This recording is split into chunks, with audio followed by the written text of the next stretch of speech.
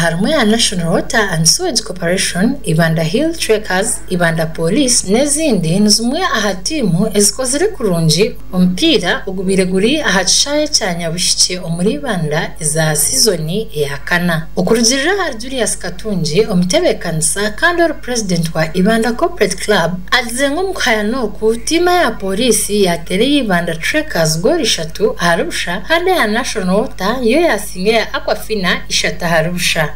Ibanda Corporate League neteka Ibanda Corporate Club eruho kubasa kushugana se bitongore byonna ebirikoro mu cyange cy'Ibanda nebicweke bitotorwi company zari zimona zimwe ezikwisoberezo mu cyange eki kandi ubwo turi kutere hururu ya corporate networking okumanyana abaryo mu mabanka abaryo mu byamezi abaryo mu by'ubushobozi bakayisobwire babuganaho.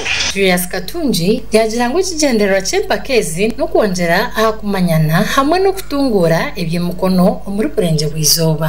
Kandi mura mu mukuru muno guturumati ni innovation and creativity cyo wareba harimo nebyo mworeko kugira ngo abine kiba kubasa kuhangahanga abarikora bya validation abarikora byo mikono nabo baberete then tutemuna ka element ko kugaruriza abantu bitu abantu batari bamwe na bamwe barete ibintu byabo kubyoreka no kubiguza kandi umwe muri bo harimo Anchankunda owagira ngo eki cyabayamba munonga abo kuba bayambire kureka ibintu byabo. Regional manager wa Innovation Village and Innovation Village ine omukutu gutweta motive ombwijire ni makers of the Innovation Village.